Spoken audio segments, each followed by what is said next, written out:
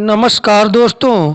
जैसा कि पिछली वीडियो में हम लोग गयासुद्दीन तुगलक के विषय में पढ़े थे, आज हम लोग मोहम्मद बिन तुगलक के विषय में पढ़ेंगे। मोहम्मद बिन तुगलक 1325 ईस्वी से 1351 ईस्वी तक दिल्ली सल्तनत का सुल्तान रहा। दिल्ली सल्तनत के सुल्तानों में मोहम्मद बिन तुगलक सर्वाधिक विलक्षण व्यक्तित्व वाला शासक था। वह अरबी एवं फारसी का महान विद्वान तथा ज्ञान विज्ञान की विभिन्न विद्याओं जैसे खगोल शास्त्र, दर्शन शास्त्र, गणित, चिकित्सा विज्ञान, तर्कशास्त्र आदि में पारंगत था। उसका नाम कई संज्ञाओं से जोड़ा गया, जैसे अंतर्विरोधों का विस्मयकारी मिश्रण, रक्त का प्यासा अथवा परोपकारी इत्यादि। उसके शासनकाल में 1333 ईस्वी में अफ्रीकी यात्री इब्न बतूता भारत आया था। सुल्तान ने उसका खूब स्वागत किया तथा दिल्ली का काजी नियुक्त किया। 1342 ईस्वी में इब्न बतूता सुल्तान के राजदूत की हैसियत से चीनी शासक तोगन तिमूर के दरबार में गया। इसने मोहम्मद तुगलक के समय की घटनाओं का अपनी पुस्तक रेहला में उल्लेख किया है। इब्न बतूता के अनुसार मोहम्मद बिन तुगलक के समय भारत 23 प्रांतों में बटा हुआ था। कश्मीर एवं आधुनिक बलूचिस्तान को छोड़कर लगभग सारा हिंदुस्तान दिल्ली सल्तनत के नियंत्रण में था। राजनैतिक एवं प्रशासनिक योजनाओं के विषय में बर्नी ने मोहम्मद बिन तुगलक की 5 मुख्य योजनाओं को विशेष रूप से उल्लेख करता है। नंबर 1, दोआब में कर वृद्धि। नंबर 2, देवगिरी को राजधानी बनाना।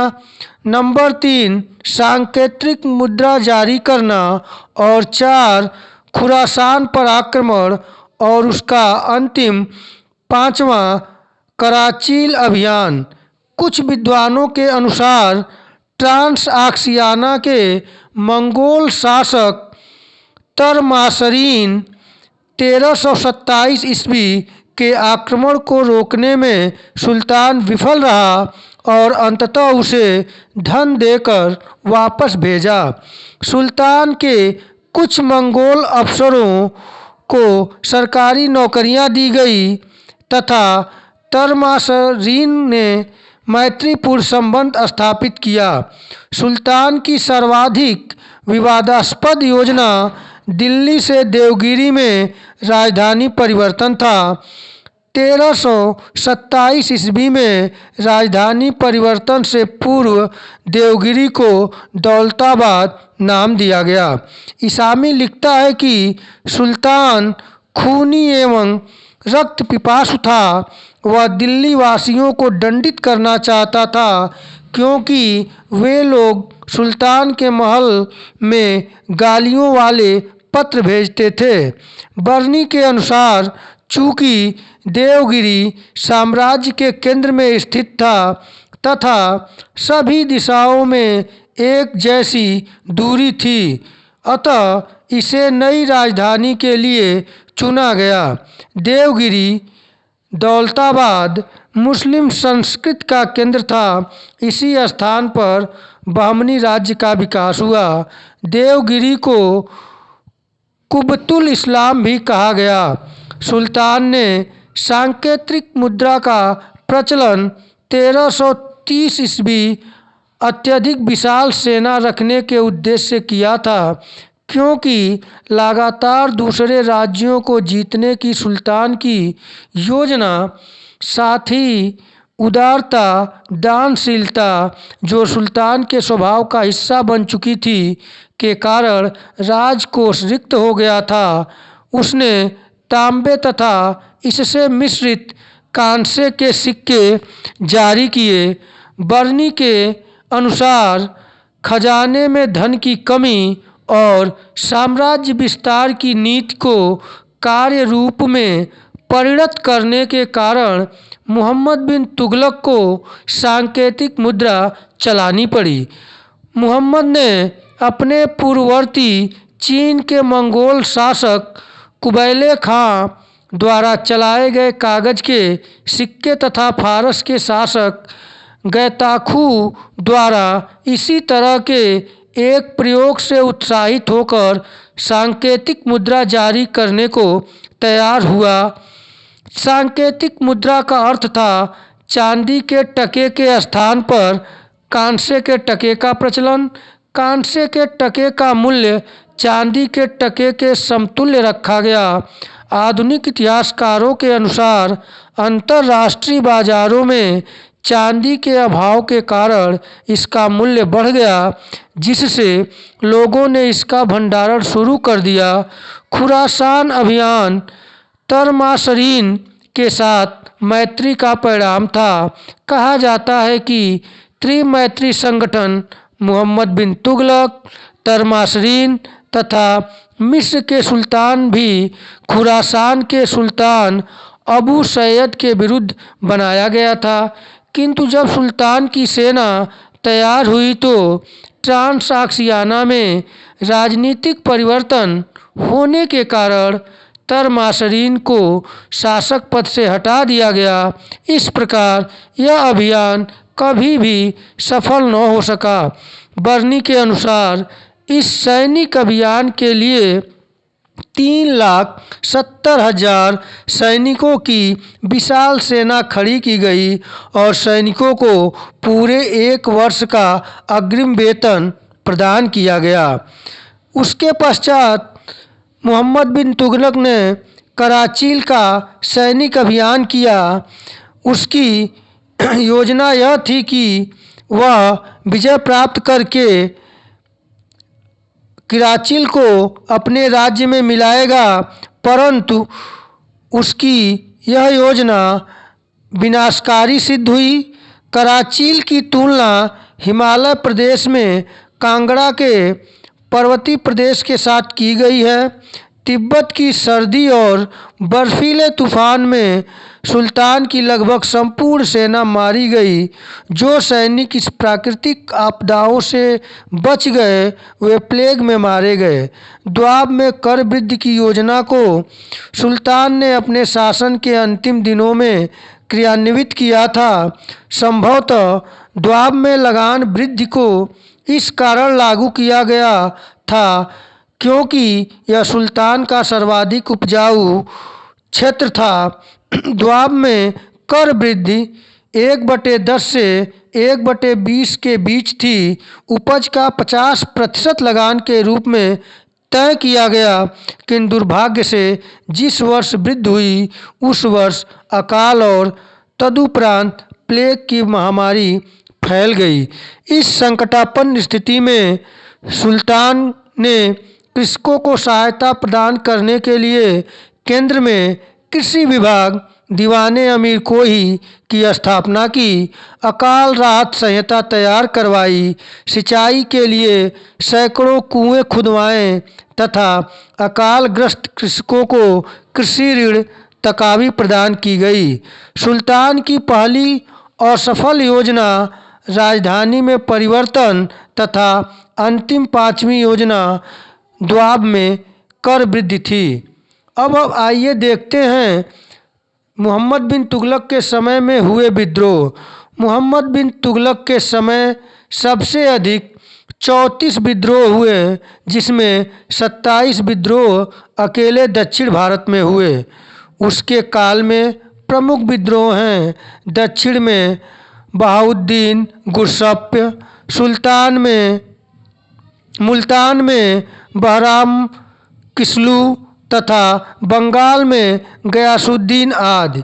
1335 ईस्वी में माबर में अहसान खां के विद्रोह से अमीरों द्वारा सुल्तान का खुला विरोध स्पष्ट हो गया, क्योंकि विद्रोह को दबाने के लिए जो सेना भेजी गई थी वह भी विद्रोहियों के साथ हो गई।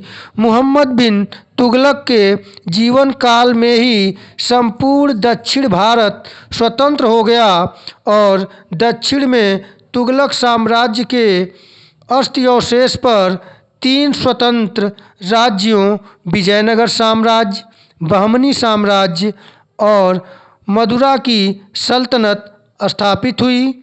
मोहम्मद बिन तुगलक ने मिस्र के अब्बासी खलीफा से स्वीकृति पत्र प्राप्त किया तथा खुतबा एवं सिक्कों में अपने नाम के बदले खलीफाओं का नाम अंकित करवाया।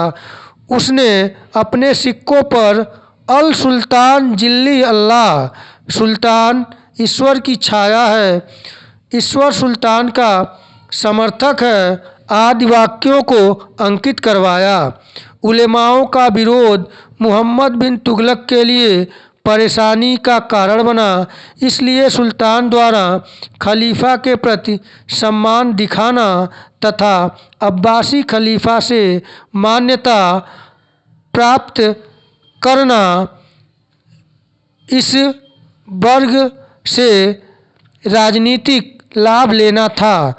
सुल्तान धर्मशास्त्र, इतिहास तथा इस्लामी कानून में विशेष दिलचस्पी रखता था और उलेमा वर्ग की त्रुटियों के प्रति सजग था। इस वर्ग ने जानबूझकर अपने स्वार्थ एवं हितों के लिए इस्लाम की सही व्याख्या नहीं की, यह मानकर सुल्तान इस वर्ग के विरुद्ध हो गया। उसने उस एवं ज़कात को छोड़कर शेष सभी कर समाप्त कर दिए। अमीरों तथा अफसरों को वफादार बनाने एवं प्रशासन में सुधार के लिए मोहम्मद बिन तुगलक ने उन पुराने अफसरों तथा कर्मचारियों को पदच्युत कर दिया जिन पर उपद्रव फैलाने या किसी विद्रोह में प्रत्यक्ष या परोक्ष रूप से भाग लेने का संदेह था। मोहम्मद बिन तुगलक के अमीर वर्ग में खानदानी अमीरों के अतिरिक्त कई जातियों के लोग थे, जिनमें मुख्यतः मंगोल, विदेशी तथा हिंदू भी थे। नस्ल एवं वर्ग विभेद को समाप्त करके मोहम्मद बिन तुगलक ने योग्यता के आधार पर अधिकारियों की नियुक्ति करने की नीति अपनाया। सर्वप्रथम सूबों की आय व्यय का हिसाब रखने के लिए एक रजिस्टर तैयार करवाया। दिल्ली के प्रसिद्ध सूफी शेख शिहाबुद्दीन को दीवान उल मुख्तराज, शेख मुइजुद्दीन को गुजरात का गवर्नर तथा सैयद कमालुद्दीन अमीर किरमानी को सेना में नियुक्त किया गया। शेख निजामुद्दीन चिराग दिल्ली सुल्तान के विरोधियों में से एक थे। उसके उदारवादी विचारों का प्रमाण हमें कुछ जैन परंपराओं में मिलता है, जिसके अनुसार उसने जैन विद्वान जिन प्रभुसूरी और राजशेखर का स्वागत किया। नगर कोट की विजय 1337 ईस्वी तथा कोडन की विजय मोहम्मद बिन तुगलक की एक नवीन विजय मानी जाती है। केवल राजस्थान में उसे सफलता नहीं मिली, दक्षिण भारत की विजय को पूर्ण करने का श्रेय उसी को है। मोहम्मद बिन तुगलक के समय में बंगाल पूर्ण रूप से दिल्ली सल्तनत से आज़ाद हो गया। मलिक हाजी इलियास ने सुल्तान शमसुद्दीन के नाम से स्वतंत्र शासक बना। सुल्तान हिंदुओं के होली और अन्य त्योहारों में हिस्सा लेता था। इसामी के अनुसार सांकेतिक मुद्रा का प्रचलन मुख्यतः मंगोलों की ही देन है। वह एक अच्छा कवि और संगीत प्रेमी था। उसकी असफलता का मुख्य कारण उसका अपना निजी व्यक्तित्व था। नगर कोट पर आक्रमण के अवसर पर मोहम्मद बिन तुगलक ने ज्वालामुखी के देवी मंदिर को नष्ट नहीं किया। हिंदुओं को उसने सम्मानित पदों पर नियुक्त किया। दिल्ली सुल्तानों में वह प्रथम सुल्तान था जो हिंदुओं के त्योहारों मुख्यतया होली में भाग लेता था। एल्फिंस्टन के यह वक्तव्य के अनुसार कि मोहम्मद तुगलक में पागलपन का कुछ अंश था। डॉक्टर आशीर्वादी लाल श्रीवास्तव के अनुसार उसमें विरोधी तत्वों का मिश्रण था। डॉक्टर ईश्वरी प्रसाद के अनुसार दिल्ली के सिंहासन को सुशोभित करने वाले शासकों में वह सर्वाधिक विद्वान एवं सुसंस्कृत शासक था। 1351 ईस्वी में सिंध थट्टा के विद्रोह को दबाते हुए सुल्तान की मृत्यु हो गई। बदायूं कहता है कि सुल्तान को उसकी प्रजा से और प्रजा को सुल्तान से मुक्ति मिल गई। मोहम्मद तुगलक के समय में चीन, ईरान, इराक, ख्वारिज्म आदि के साथ राजदूतों का आदान प्रदान हुआ, जिससे सल्तनत की प्रतिष्ठा बढ़ी और विदेशों से आर्थिक एवं सांस्कृतिक संपर्क में वृद्धि हुई। इस प्रकार हमने भरसक प्रयास किया है कि मोहम्मद बिन तुगलक से जितने प्रश्न कॉम्पिटिटिव एग्जामों में बन सकते हैं, लगभग सभी प्रश्नों, सभी तथ्यों को प्रस्तुत किया हूँ और भरसक प्रयास रहेगा कि आगे आने वाली वीडियो में हम कॉम्पिटिटिव एग्ज़ाम के सारे बिंदुओं को आपके समक्ष प्रस्तुत करें। अगर आपको हमारा चैनल, हमारी जानकारी पसंद आती है तो इसे लाइक और शेयर करना न भूलें। धन्यवाद।